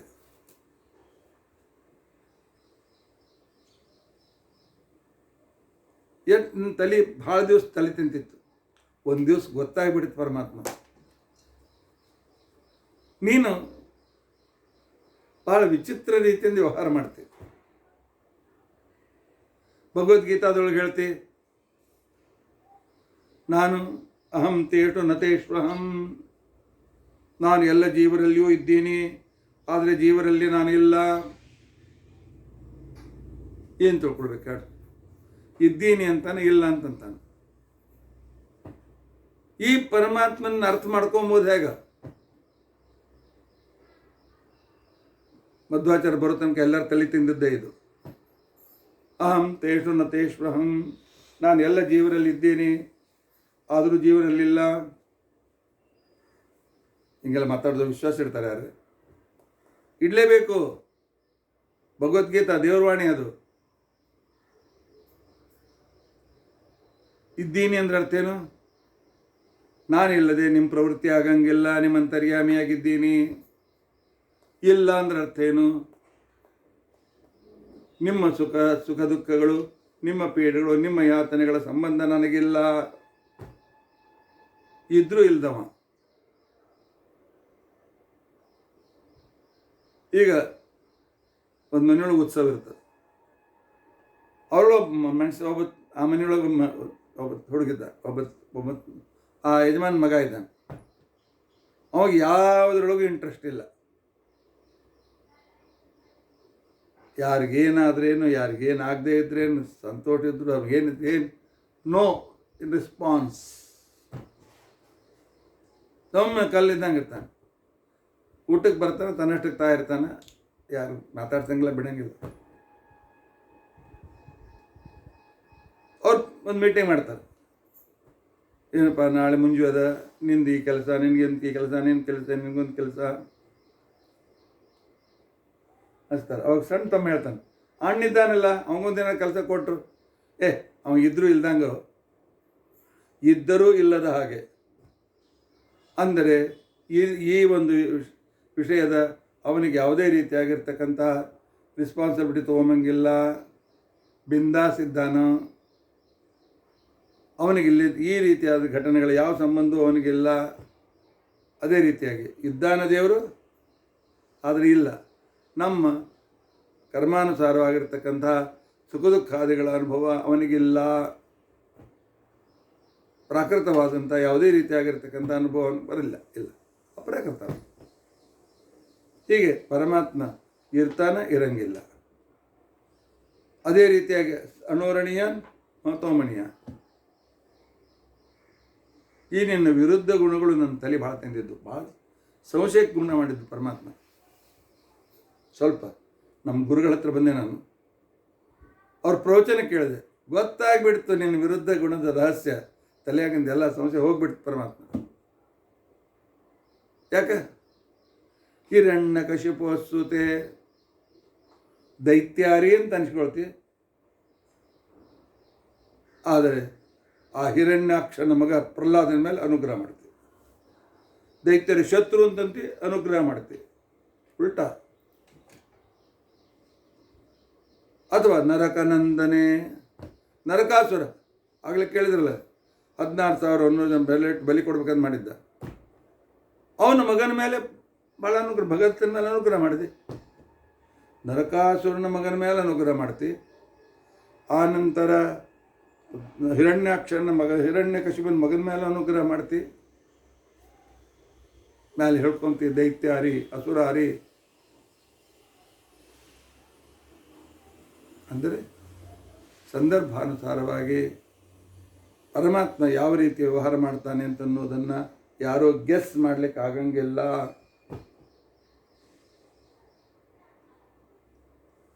ಒಮ್ಮೆ ಬಂತು, ನಾಯಕ ಇನ್ಮೇಲೆ ಸಂಧಾನ ಮಾಡಲಿ, ನಾನ್ಯಾಕೆ ದೇವ್ರ ಪೂಜೆ ಮಾಡಲಿ, ನಾನ್ಯಾಕೆ ಪುಣ್ಯ ಕೆಲಸ ಮಾಡಲಿ. ಅರೆ, ದೈತ್ಯರ ಮಗನ್ನ ಉದ್ಧಾರ ಮಾಡಿರ್ತಕ್ಕಂಥ ದೇವರು, ಆ ಹಿರಣ್ಯಕಶಿಪನ ಮಗನ ಉದ್ಧಾರ ಮಾಡಿದ ಆ ನನ್ನ ಈ ದೇವರು, ಆ ನರಕನ ಮಗನ ಭಗದತ್ತನನ್ನು ಉದ್ಧಾರ ಮಾಡಿರ್ತಕ್ಕಂಥ ಈ ದೇವರು, ನಾನು ಋತದೀಸುತೆ, ನಾನು ಸತ್ಯಬೋಧ ಶ್ರೀಪಾದಂಗಳವ್ರ ಮಗ. ದೈತ್ಯರ ಮಗನ ಉದ್ಧಾರ ಮಾಡಿದ ವ್ಯಕ್ತಿ ನನ್ನ ಗುರುಗಳನ್ನು, ನನ್ನ ಸತ್ಯಬೋಧರು ಅಂತಕ್ಕಂಥ ಮಹಾಭಕ್ತರ ಮಗನಾದ ನನ್ನನ್ನು ಉದ್ಧಾರ ಮಾಡಂಗಿಲ್ಲೇನು? ಮಾಡ್ತಾನೆ. ಅದಕ್ಕೆ ನಾನು ನಿಶ್ಚಿಂತಿದ್ದೇನೆ. ಮೈ ತನೋಷಿನೋ ತದ್ಗತಃ. ಆಮೇಲೆ ಸ್ವಲ್ಪ ವಿಚಾರ ಮಾಡಿದ ಮೇಲೆ ಗೊತ್ತಾಯ್ತು, ಇಲ್ಲ, ಈ ಪರಮಾತ್ಮ ಮಹಾ ತಕರಾರಿ ಮನುಷ್ಯ ಇದ್ದಾನೆ. ಯಾವಾಗ ಏನು ವ್ಯವಹಾರ ಮಾಡ್ತಾನೆ ಹೇಳಕ್ಕೆ ಬರೋಂಗಿಲ್ಲ. ಪ್ರಹ್ಲಾದನನ್ನು ಉದ್ಧಾರ ಮಾಡಿದ್ದು ನನ್ನ ಗುರುಗಳು ನನಗೆ ಹೇಳಿದರು. ನಮ್ಮದು ಅರ್ಥ ಮಾಡ್ಕೊಂಡಿದ್ದೆ. ದೈತ್ಯರ ಮಕ್ಕಳು ಉದ್ಧಾರ ಮಾಡ್ಯಾನ, ಸತ್ಯಬೋಧರ ಮಗನ ಉದ್ಧಾರ ಮಾಡಂಗಿಲ್ಲ ನನಗೆ. ಅಂದರೆ ನಮ್ಮಲ್ಲಿ ಯಾರ ಕಡೆಯಿಂದ ಆಶ್ರಮ ತಗೋತಾರೋ ಅವ್ರ ಮಕ್ಕಳು ಅಂತ ಅನ್ಸ್ಕೋತಾರೆ ಅವರು. ನನ್ನ ಉದ್ಧಾರ ಮಾಡಂಗಿಲ್ಲ, ಸತ್ಯಬೋಧರಂಥವ್ರ ಮಗನ ಉದ್ಧಾರ ಮಾಡಂಗಿಲ್ಲೇನು? ಗುರುಗಳ ಕರೆದ್ರು ಬಾಯಿ. ಹಿರಣ್ಯಕಶಿಪನ ಮಗ ಅಂತಕೊಂಡು ಪ್ರಹ್ಲಾದನ ಉದ್ಧಾರ ಮಾಡಿದ್ನೇನು? ಇಲ್ಲ. ದೈತ್ಯ ಮಗ ಅಂತ ಉದ್ಧಾರ ಮಾಡಲಿಲ್ಲ. ಪ್ರಹ್ಲಾದ ಸ್ವತಃ ಅನೇಕ ಜನ್ಮದಿಂದ ಬಂದ ಜ್ಞಾನದಿಂದ 24 ತಾಸು ಪರಮಾತ್ಮನ ಸ್ಮರಣೆ ಮಾಡ್ತಿದ್ದ. ಅದೇ ರೀತಿಯಾಗಿ ಭಗದತ್ತನು ಆ ನರಕಾಸುರನ ಮಗನಾಗಿದ್ದರೂ ಸ್ವಾಭಾವಿಕ ಪರಮಾತ್ಮನಲ್ಲಿ ಭಕ್ತಿ ಉಳ್ಳವನಾಗಿದ್ದ. ಭಕ್ತಿ ಇದ್ದ ಅಂತ ತಿಳ್ಕೊಂಡಂತೇಳಿ ಅವರನ್ನು ಉದ್ಧಾರ ಮಾಡದೆ ಹೊರತು ಹಿರಣ್ಯಕಶಿಪನ ಮಗನಾದ್ದರಿಂದ ಉದ್ಧಾರ ಆದ ಈ ವಿಶೇಷಣ ಬೇಕಾಗಿತ್ತು. ಆಗ ಅರ್ಥ ಆಯ್ತು ಪರಮಾತ್ಮ ನಾನು ಎಲ್ಲ ಆಚರಣೆ ಮಾಡ್ತೀನಿ, ನಮ್ಮ ಗುರುಗಳು ಹೇಳ್ಯಾರ, ನಾನು ಎಲ್ಲ ರೀತಿಯಾಗಿರ್ತಕ್ಕಂಥ ನಿನ್ನಲ್ಲಿ ಭಕ್ತಿ ಇತ್ಯಾಗ ಮಾಡ್ತೀನಿ, ನಾನು ಉದ್ಧಾರ ಮಾಡಿ. ಎಷ್ಟು ಕಾನ್ವರ್ಸೇಷನ್ ದೇವರ ಜೊತೆಗೆ. ಮಲೇ ನಿಂದ ವಿರುದ್ಧ ಗತಿ ಗೊತ್ತಾಗಲಿಲ್ಲ, ಆಮೇಲೆ ಗೊತ್ತಾಯ್ತು. ಅಂಥವ್ರನ್ನ ಉದ್ಧಾರ ಮಾಡ್ತಾನೆ, ಮಾಡಂಗಿಲ್ಲ ಅಂತಕೊಂಡು ಇಲ್ಲ, ಅಂಥವ್ರ ಭಕ್ತಿ ನೋಡಿ ಉದ್ಧಾರ ಮಾಡಿ ನಾನು ಮಾಡ್ತೀನಿ ಅಂತನ್ನುವ ಏನು ಒಂದು ಪರಮಾತ್ಮನ ಜೊತೆಗೆ ಮಾತುಕತೆ. ಎದುರಿಗೆ ದೇವ್ರು ಕೂತಾನ, ಇವ್ರು ಮಾತಾಡ್ಲಿಕ್ಕತ್ತಾರೆ.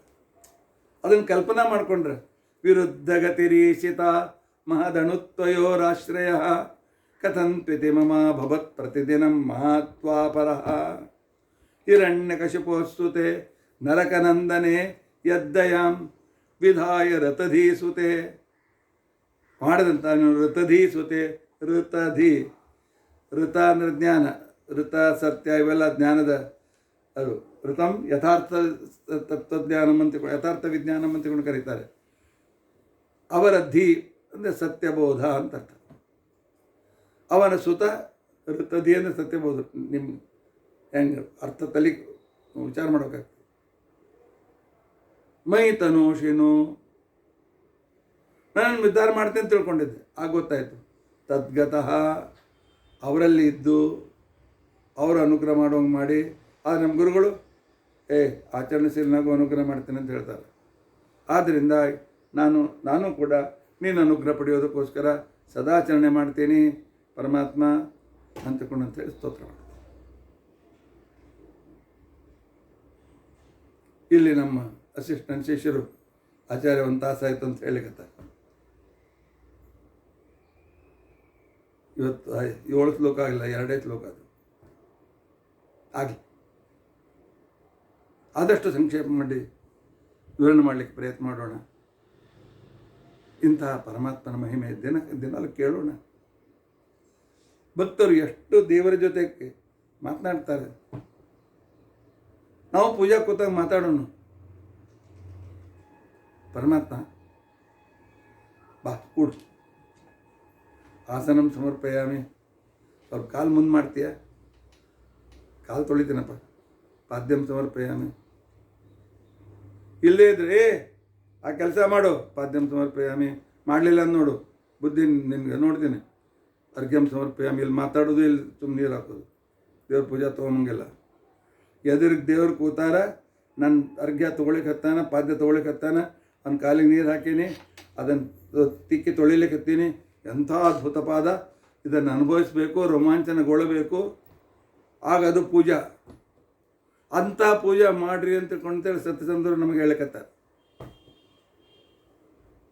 ಇನ್ನು ಉಳಿದ ಶ್ಲೋಕ ನಾಳಿನ ದಿವಸ ನೋಡ್ಲಿಕ್ಕೆ ಪ್ರಯತ್ನ ಮಾಡೋಣ. ಇತಿ ಅದ್ಯ ಕಥಾ ಪ್ರಸಕ್ತಿ.